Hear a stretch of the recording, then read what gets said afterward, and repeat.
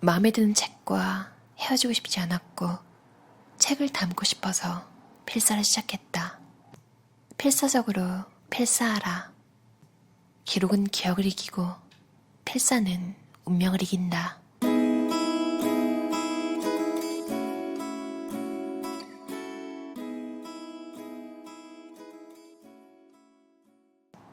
필사는 말 그대로 책을 손으로 베껴 쓰는 것을 말한다. 필사가 필요한 사람은 전업 작가만은 아니다. 이제 글쓰기는 생존이 달린 중요한 문제가 되어가고 있다. 필사를 통해 글을 잘 쓰는 능력을 갖추는 것은 필사 후에 따라오는 작은 단면일 뿐이다. 나는 필사를 할 때 가장 행복하다. 필사를 하면서 세상의 아름다움을 느꼈다. 찬란한 빛이 내면으로 쏟아져 내리는 듯한 표현할 수 없는 희열을 맛보았다. 눈으로만 하는 독서는 몸으로 하는 독서인 필사에 비교할 바가 못 된다. 필사를 시작한 건 순전히 책을 사랑하게 된 덕분이다. 마음에 드는 책과 헤어지고 싶지 않았고 책을 담고 싶어서 필사를 시작했다. 눈으로만 사랑하는 것으로는 모자랐다. 손으로도 책을 사랑하게 되자 글이 자동으로 나오게 되었다. 그 글을 미니홈피에 올리기 시작했다. 그러자 얼굴도 모르는 사람들에게서 내 글을 읽고 감동받았다는 사람이 하나둘씩 생기기 시작했다. 나는 그저 미니홈피에 글을 쓴 것뿐인데 그 글이 사람들에게 작은 도움이 되었다는 것을 깨달은 순간 나는 작가가 되기로 결심했다. 그것이 2010년의 일이다. 모차르트는 핸델의 악보를 베끼다가 작곡가가 되었고 피카소는 그림을 베껴 그리기 시작해서 화가가 되었다. 팝아트의 거장 리히텐슈타인은 만화책을 베끼다 현대미술가가 되었고 안도 다다오는 르코르비지에의 도면을 베끼다가 건축가가 되었다. 무엇이 되고 싶다면 동경하는 그 무언가를 베껴라. 베끼다 보면 단지 무언가를 흉내내는 데 그치지 않고 자신만의 창조물을 만드는 방법에 대해서 깨닫게 될 것이다. 세상을 바꾼 창조는 모두 모방에서 시작되었다. 아인슈타인은 이런 말을 했다. 창의성의 비밀은 그 창의성의 원천을 숨기는 방법을 아는 데 있다. 필사는 그 방법이 널리 알려지지 않은 최고의 공부법이다. 필사를 경험해본 작가라면 분명히 필사하는 공부법이 다른 영역에서도 막강한 힘을 발휘한다는 사실을 잘 알고 있을 것이다. 읽고 싶은 책이 세상에 없다면 자신이 그 책을 쓰면 된다. 인간의 손은 가치가 있다. 손편지는 귀하다. 구구절절 예쁜 글씨로 또박또박 눌러 쓴 손편지는 오래오래 보관하고 싶어진다. 수공예 품도 그렇다. 인간이 손으로 하는 것에는 마음이 담기기 때문이다. 자신과 대화할 수 있는 가장 좋은 방법은 글을 쓰는 것이다. 글을 쓰는 시간만큼은 가면을 쓰지 않은 진정한 나 자신과 만나게 된다. 명상의 시간이 필요하다면 책을 한번 그대로 베껴 써보라. 현실의 고단함을 잊고 더 넓은 세계와 연결되고 자신의 정체성과 가능성에 대해 깨닫게 될 것이다. 10년의 필사가 인생의 방향을 완전히 바꾸었다. 필사를 하자 남다른 생각을 하게 되었고 남다른 생각은 나만의 글을 쓰는 것으로 이어졌다. 마침내 필사를 하기 시작한 4년째 되는 해 작가의 꿈을 꾸기 시작했다. 필사를 하던 8년째 되는 해에는 내가 쓴 첫 책이 세상에 나오게 되었고 지금은 5권의 책을 출간한 전업 작가로 살고 있다. 하루 종일 내가 좋아하는 일을 하는 것만큼 신나고 행복한 일이 있을까? 뜨거운 여름을 도서관에서 보내는 것은 천국에 온 것과 다름없었다. 나는 도서관에서 책을 필사하는데 여름 휴가를 모두 할애했다. 자신이 누구인지 모르겠다면 필사를 통해 대화를 시도하라. 꾸준함을 이길 수 있는 것은 없다. 시간이 걸리는 것은 너무나 자연스럽다. 책 한 페이지를 필사해보고 힘들다고 그걸 언제 하느냐고 불평하기보다 모든 위대한 결과는 시간이 해결해준다는 자연의 법칙을 되새겨보자. 가장 멀리 돌아가는 길이 가장 빠른 지름길이다. 자투리 시간을 활용하라. 스톱워치로 단 5분이라도 시간이 나면 필사하겠다는 생각으로 시작하라. 중요한 것은 멈추지 않는 것이다. 하루 5분이라도 필사하라. 일본의 가우디라 불리는 건축가 안도 다다오는 권투선수 출신이다. 그는 외할머니와 단둘이 살았는데 장사를 하느라 고생하는 외할머니에게 조금이라도 도움이 되고 싶어 권투 선수의 길을 택했다. 하지만 권투 선수로서 자신의 한계를 깨닫고 타고난 손재주를 살려 동네 인테리어 가게에서 일하게 된다. 이것을 계기로 안도다다오는 건축에 흥미가 있는 자신을 발견하게 된다. 하지만 그는 건축을 전문적으로 공부할 돈이 없었다. 하는 수 없이 건축학과 학생들이 보는 책을 보며 독학으로 건축을 공부하게 된다. 그에게 가장 효과적인 건축 공부는 도면이나 드로잉을 베끼는 것이었다. 안도다다오는 거의 모든 도면을 외울 정도로 수없이 베껴 그렸는데 그가 베껴 그린 것은 현대건축의 거장 르코르비지에의 도면이었다.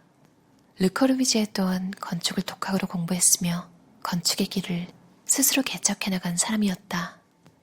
안도다다오는 자신에게 있어 르코르비지에는 동경을 넘어서는 존재라고 고백했다. 안도다다오는 훗날 르코르비지에의 작품집을 발견한 순간을 장님이 눈을 뜬 것 같은 경험이었다고 말했다. 그들의 기억, 그들의 사고방식, 그들의 마음을 알고 싶다면 당장 그들이 쓴 책을 통째로 옮겨 써라. 외화 번역가이자 작가인 이미도 씨는 효과적인 영어 학습법에 대해 영어를 단기간에 정복하려다 포기하지 말고 필사하라고 권한다. 수준에 맞는 영어책을 필사하라고 강조한다. 이미도 씨 자신도 영어 자막을 확인할 때는 한 문장씩 필사한다고 한다. 셰프가 되고 싶은 사람은 요리를 하며 요리의 신체 감각을 익히고 그림을 그리고 싶은 사람은 그림을 따라 그리며 손의 감각을 익히고 연주자들은 연주를 하며 악기를 다루는 신체 감각을 익힌다. 글을 쓰는 신체 감각은 손과 뇌의 콜라보레이션이다. 머리로만 생각하지 말고 손으로도 생각하게 하라. 요리사가 되는 것이 꿈이지만 자신에게 창작 능력이 없어서 고민하는 사람이라면 요리 대가들의 레시피를 그대로 따라해보는 것을 권한다. 요리의 세계에도 분명히 패턴이 존재한다. 특히 대가들은 대가들의 패턴이 있다.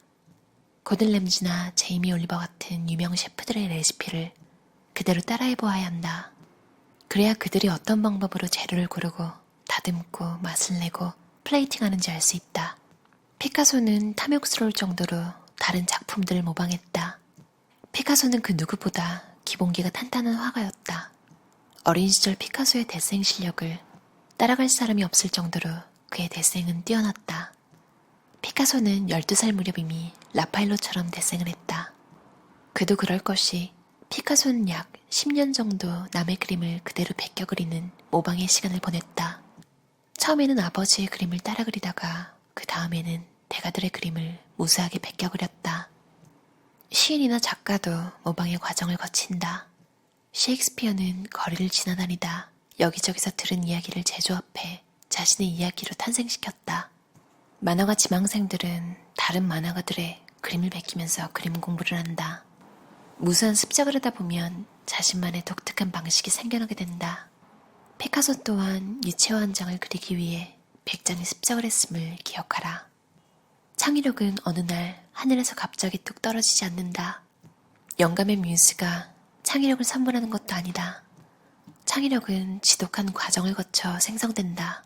빈센트 반 고흐도 자주 밀레나 드라쿠로의 작품을 베껴 그렸다. 학교에서 배우는 지식보다 훨씬 깊이 있는 정보도 서점에서 얼마든지 찾아낼 수 있는 시대이다. 출판물은 넘치지만 그것을 제대로 활용하는 사람은 얼마나 될까? 학교에 다니지 않는다 해도 필사하는 것으로도 진정한 공부가 가능하다.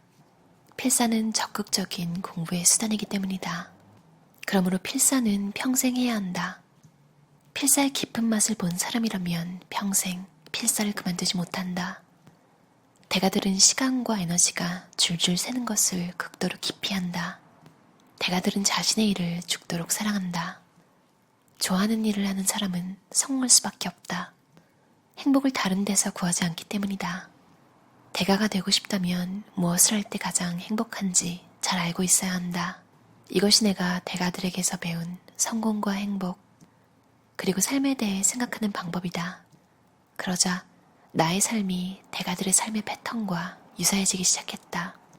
대가의 삶을 살려면 그들이 생각하는 방법을 알아내라. 그리고 자신의 삶에 완전히 적용시켜라. 아이작 뉴턴이 했던 말을 되새겨보면서 말이다. 더 멀리 바라보기 위해 거인의 어깨에 올라타라. 어떠셨나요? 한빛비즈 출판사에서 나오고 김시연 작가가 쓴 필사 쓰는 대로 인생이 된다라는 책이었는데요. 제가 중학생 때 꿈이 만화가였는데 그때 만화반도 가입하고 친구들이랑도 만화책도 엉성하게 만들고 그랬거든요. 만화가들 인터뷰도 많이 읽었는데 그 후로도 청계영 작가님 법학을 전공하셨거든요. 근데 만화가가 되셨잖아요.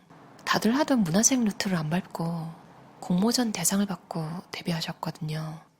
근데 청계영 작가님이 어떻게 그림 연습을 했는지 보니까 저나 제 친구들이 하던 것과는 완전히 다른 방법으로 했더라고요. 만화나 낙서 좋아하시는 분들도 이렇게까지 하시는 분은 드문 것 같아요.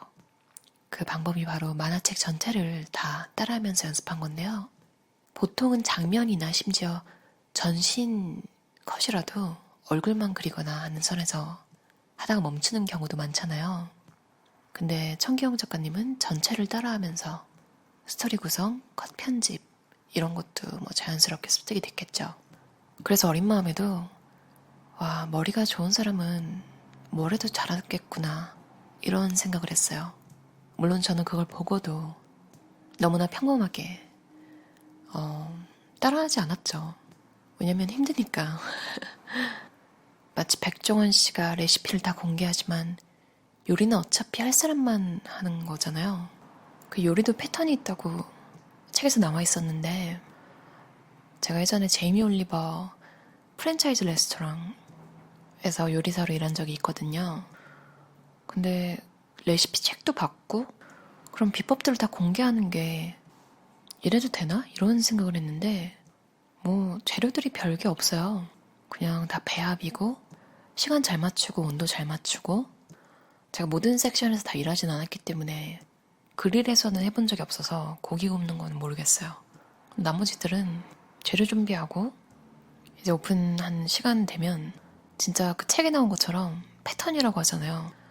맞아요. 그냥 특별준 뭐 글루텐 프리나 뭐 비건 뭐 이런 특별한 요건이 없는 이상 그냥 똑같은 걸 계속 만드는 거잖아요. 얘기가 옆길로 새는데 특별한 주문 중에 좀 웃기는 것도 많았어요. 웃긴다기보다 그냥 뭔가 이유가 있겠죠. 만들면서도 좀 이해가 안 가는 주문들도 있었어요. 새우 파스타인데 새우를 빼고 그런 주문도 있었고 저는 따로 요리 학교를 다닌 적은 없어요. 일을 하면서 많이 배운 케이스였는데요.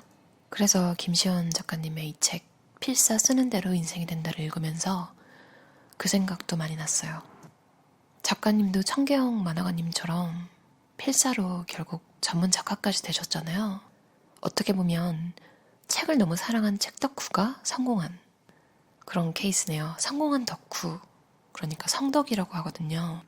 작가님도 성덕이시군요. 어떻게 보면 노하우잖아요. 어떻게 본인이 원하는 걸 이뤘는지. 이렇게 다 밝히는 이유가 생각해보면 솔직히 할 사람만 하거든요. 저도 그 만화책 다 베끼는 걸 알고도 안 했잖아요.